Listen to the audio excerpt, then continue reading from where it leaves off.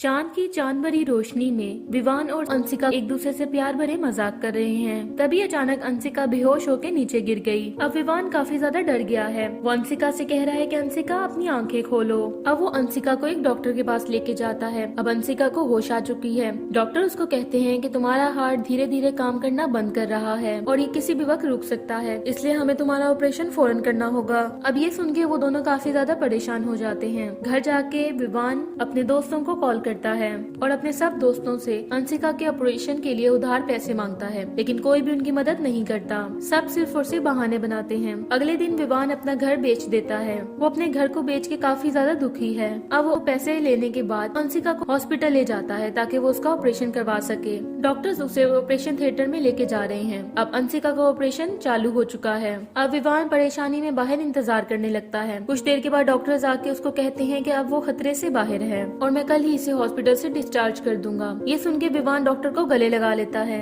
अब शाम के 6:15 हो रहे हैं। एक आदमी हॉस्पिटल की बाहर डस्टबिन में कुछ सामान रखता है। अब रात होते ही हॉस्पिटल में 2 काली कारें आती हैं जिसमें काफी ज्यादा लोग बैठे होते हैं। फिर हॉस्पिटल का एक स्टाफ उस डस्टबिन के ऊपर एक कार्ड रख के चला जाता है। अब वो सब उस डस्टबिन में गन से भरे उस बैग को निकालते हैं और सभी लोग अपने अपने बैग में गन को रख लेते हैं। उनके पास काफी ज्यादा हथियार हैं। अब उसके बाद हॉस्पिटल में एक बहुत तेजी के साथ एम्बुलेंस आती है। अब कई पुलिस वाले और डॉक्टर उस एम्बुलेंस से पेशेंट को बाहर निकालते हैं और उसे हॉस्पिटल के अंदर ले जाते हैं। अब पुलिस वाले डॉक्टर से कहते हैं कि इसकी जान बचाना बहुत जरूरी है क्योंकि ये हमारे देश भारत का मामला है। उसके बाद उन गुंडों का कैप्टन जिसका नाम साजू है, वो कहते हैं कि बॉयज हमारे पास सिर्फ और सिर्फ 3 घंटे हैं। इसके बाद वो सब लोग हॉस्पिटल की मुख्तलिफ जगहों पे चले जाते हैं। उनमें से 2 लोग सिक्योरिटी रूम में जाते हैं और सिक्योरिटी गार्ड को मार देते हैं। अब दूसरी तरफ विवान और अंशिका एक दूसरे से बातें कर रहे हैं। विवान अंशिका को कहता है कि डॉक्टर आज तुम्हें डिस्चार्ज कर देगा। ये सुन के अंशिका काफी ज्यादा खुश हो जाती है। अब एक गुंडा सिक्योरिटी गार्ड के रूम में आ जाता है और सिक्योरिटी रूम के अंदर वो लोग एक नेटवर्क जैमर लगा देते हैं। अब वो सब बदमाश गुंडे हॉस्पिटल के अंदर घुस के पुलिस वालों को गोलियों से भून देते हैं। जो भी लोग सामने आते हैं वे लोग उसको मार देते हैं। हॉस्पिटल के काफी ज्यादा लोग बहुत ज्यादा डर चुके हैं। अब वो लोग बाहर के लोगों को कॉल करने की बहुत कोशिश करते हैं, लेकिन नेटवर्क जैमर की वजह से वो लोग कॉल नहीं कर पाते क्योंकि उनके पास सिग्नल नहीं आते। विवान जब हॉस्पिटल के बाहर होता है तो उसे गोलियों की चलने की आवाज आती है। वो वहाँ के गार्ड से पूछता है कि यहाँ पे सिग्नल क्यों नहीं आ रहे, तो गार्ड उसे कहता है कि आप जरा रुकिए। अब विवान अपनी गाड़ी की तरफ मुंह करके नेटवर्क को देख रहा होता है कि वो शीशे में से देखता है कि वो नकली सिक्योरिटी गार्ड अपना चाकू लेके उस पर हमला करने लगा है। अब वो पीछे मुड़ता है और गार्ड का हाथ पकड़ता है और किसी न किसी तरह से अपनी जान बचा लेता है और उसको मार देता है। अब विवान उसका बैग चेक करता है जिसमें से उसे बहुत ज्यादा गन और वॉकी टॉकी मिलती हैं।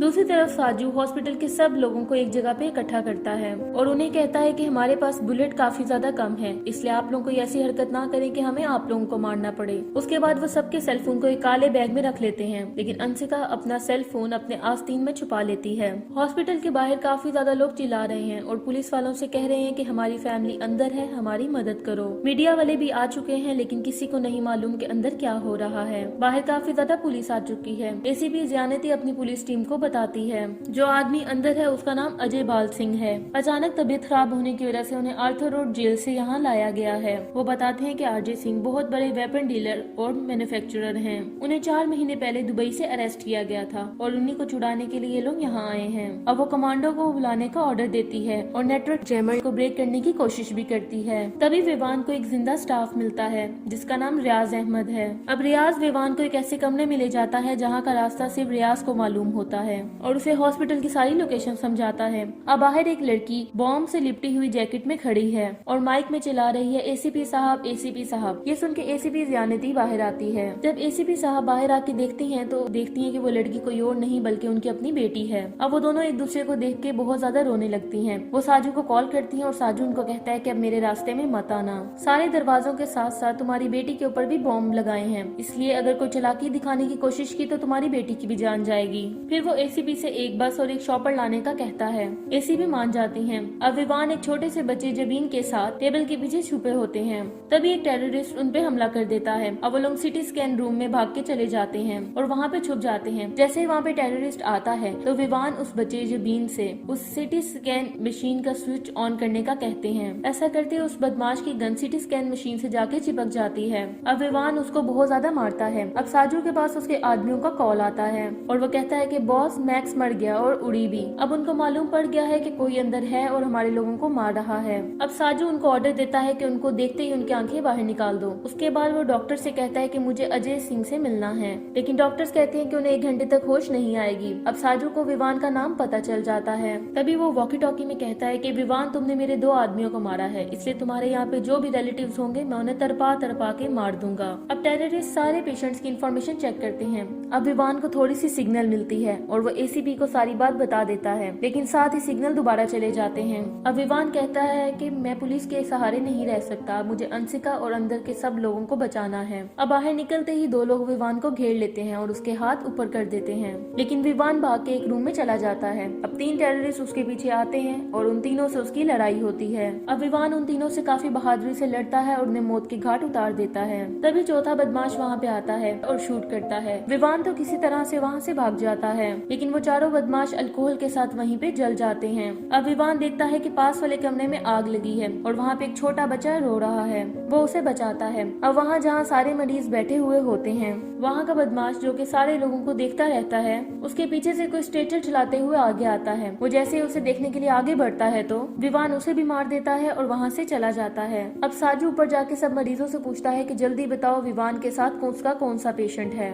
जब कोई उसे कुछ नहीं बताता तो वो एक नर्स को ब्लैकमेल करता है और विवान से कहता है कि मेरे सामने आओ वरना मैं इसको मार दूंगा। और इतना कहने के बाद ही साजू उस नर्स को हॉस्पिटल के 9th फ्लोर से नीचे धक्का दे देता है और फिर कहता है कि एक एक करके सबको यूं ही फेंक दूंगा। अब एसीपी बताती है कि अजय सिंह एक आम डीलर है जिसका पेस मार्क मैनिपुलेट किया गया है ताकि उसे हॉस्पिटल लाया जा सके, और कहती है कि हर पेस मार्क का एक URD नंबर होता है और अगर वो मालूम हो जाए तो वो लोग उसका कुछ नहीं कर सकते। फिर विवान वो 8 डिजिट का नंबर ढूंढ लेता है और साजू से कहता है कि तुम अब सरेंडर कर दो। अब साजू कहता है कि अजय पाल सिंह को तुम मार दोगे, लेकिन ऊपर के जितने भी पेशेंट्स हैं उनको मैं मार दूंगा। फिर एक बूढ़े आदमी को मार देता है। उसके बाद वो लोग अजय पाल सिंह को बेसमेंट के जरिए से लेके भागने की कोशिश करते हैं और पुलिस वालों को झूठा चकमा देते हैं कि मुझे हेलीकॉप्टर और बस चाहिए। अब रियाज और जुबीन को पुलिस वाले गेट के पास लगे बॉम्ब को डिफ्यूज करने का बताते हैं। वो लोग कामयाब हो जाते हैं। अब सब पुलिस वाले हॉस्पिटल के अंदर एंटर हो जाते हैं। साजू और उसके बचे हुए कुछ लोग वहाँ से भागने की कोशिश करते हैं, लेकिन विवान उन्हें पकड़ लेता है। अब उनमें से एक टेररिस्ट अंशिका के ऊपर